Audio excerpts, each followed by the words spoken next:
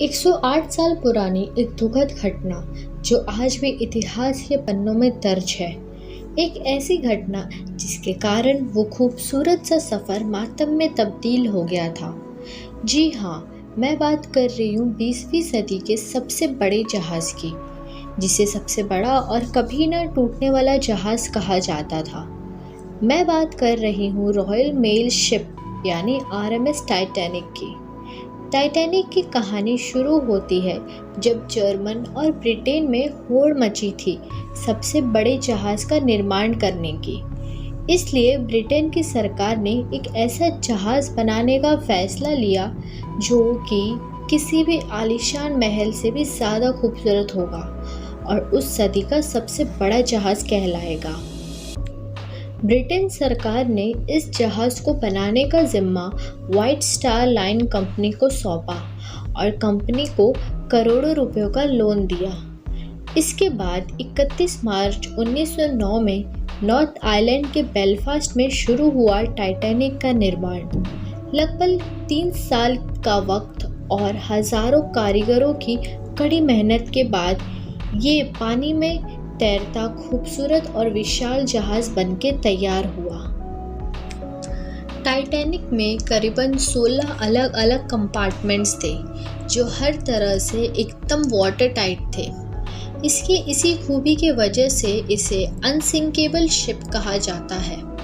2 अप्रैल 1912 को टाइटैनिक पूरी तरह से एकदम तैयार हो चुका था बनके अपने सफ़र की शुरुआत करने को। इस जहाज़ की खूबसूरती जितनी बाहर से देखने में थी उससे 2 गुने इसके अंदर थी। व्हाइट स्टार लाइन ने जब टाइटैनिक को यूरोप और अमेरिका के बीच शुरू करने का ऐलान किया तब लोग इसकी पहली यात्रा को लेकर बहुत ही ज़्यादा उत्सुक थे। 10 अप्रैल 1912 को 920 यात्रियों के साथ टाइटैनिक इंग्लैंड के साउथहैम्पटन से न्यूयॉर्क के लिए रवाना हो गई। कहा यह भी जाता है कि जिस समय टाइटैनिक अपनी पहली यात्रा के लिए तैयार था तब इसे देखने के लिए लाखों लोग बंदरगाह पे आए थे। साउथहैम्पटन से निकल के टाइटैनिक शाम तक शबर्ग फ्रांस पहुंचा। फिर वहां से 274 यात्रियों के साथ टाइटैनिक क्वींसटाउन आइलैंड पहुंचा और यहां से भी अपने 123 यात्रियों को लेकर अपने आखिरी सफ़र न्यूयॉर्क के लिए रवाना हुआ। टाइटैनिक जब आइलैंड पहुंचा तब उसके रास्ते में आने वाले आइसबर्ग की पहली चेतावनी उसे मिल चुकी थी। टाइटैनिक के कैप्टन एडवर्ड जॉन स्मिथ ने इस चेतावनी पे कुछ खास ध्यान नहीं दिया और जहाज़ अपनी पूरी रफ्तार से आगे बढ़ता चला गया। रात होते तक लेकिन कैप्टन स्मिथ ना ही जहाज़ की रफ्तार कम करना चाहते थे और ना ही उन चेतावनियों पे ध्यान, क्योंकि कैप्टन स्मिथ अपने आखिरी रिटायरमेंट और टाइटैनिक की प्रतिष्ठा में नया रिकॉर्ड जोड़ना चाहते थे। इसके अलावा वो टाइटैनिक को सदी का ना कि सिर्फ सबसे बड़ा बल्कि सबसे तेज़ चलने वाला जहाज़ का भी दर्जा दिलवाना चाहते थे। वो अंधेरी रात 14 अप्रैल की समुद्र एकदम शांत था और आसमान में सिर्फ सितारे चमक रहे थे।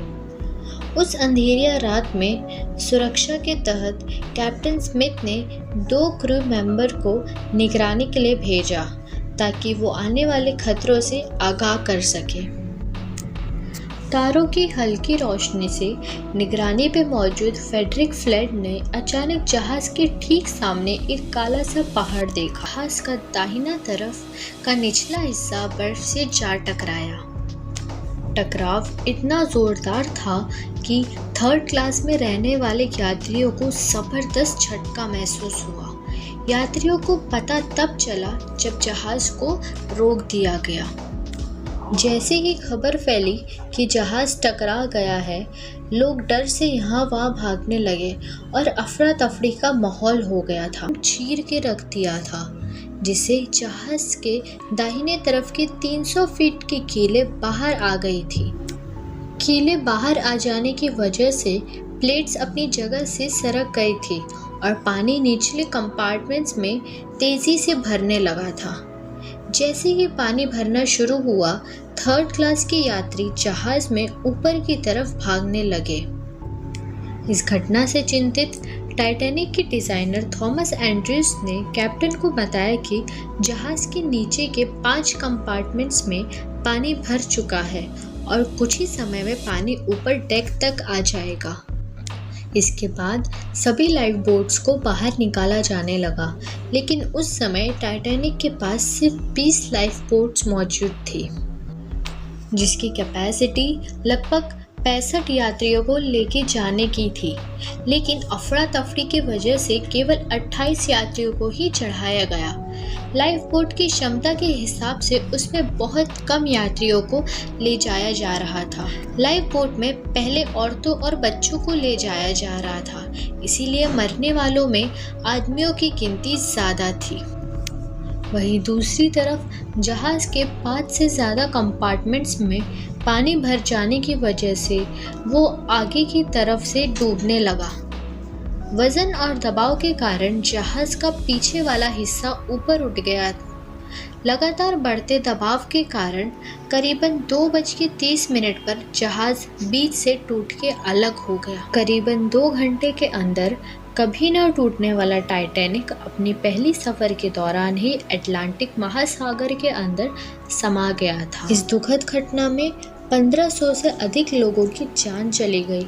बहुत से लोग डूबने से नहीं बल्कि 2 डिग्री सेल्सियस के ठंडे पानी में जमने के कारण मारे गए थे। टाइटैनिक के डूबने के 2 घंटे बाद 710 यात्रियों को बचा लिया गया था। टाइटैनिक के डूबने से लेकर आज तक बहुत सी अलग अलग बात सुनने आ चुकी है। कोई कैप्टन स्मिथ को टाइटैनिक के डूबने का कारण मानता है, तो कोई टाइटैनिक की बनावट और उसमें इस्तेमाल किया गया मटेरियल को दोषी मानता है। लेकिन 2010 में शुरू किए गए एक प्रोजेक्ट के तहत टाइटैनिक के डूबने की असली वजह जानने के लिए रिसर्चर्स की एक टीम ने हाई डेफिनेशन टेक्नोलॉजी और रडार की मदद से नॉर्थ अटलांटिक ओशन का मैप तैयार किया। आखिरकार 2012 में समुद्र में दफन टाइटैनिक के मलबों की मदद से रिसर्चर्स ने टाइटैनिक का मॉडल तैयार किया, बिल्कुल उसी मेटल और उसी टेक्निक से जिससे असली टाइटैनिक बनाया गया था। रिसर्चर्स इस नतीजे पे पहुंचे कि टाइटैनिक की बनावट में कहीं कोई कमी नहीं थी, बल्कि टाइटैनिक के डूबने की असली वजह उसकी तेज़ रफ्तार थी, क्योंकि तेज़ रफ्तार से जब आइसबर्ग टकराया तो उससे हज़ारों टन का बनने वाला दबाव निचले हिस्से को पूरी तरह तबाह कर दिया और पानी को तेज़ी से अंदर जाने का रास्ता मिल गया था। सो गाइज़, वीडियो पसंद आई तो लाइक ज़रूर कर दीजिएगा और याद से सब्सक्राइब कर दीजिएगा हमारे चैनल द हिस्टोरिक वर्ल्ड को, और बेल आइकन को भी ऑल पे सेट कर लीजिएगा।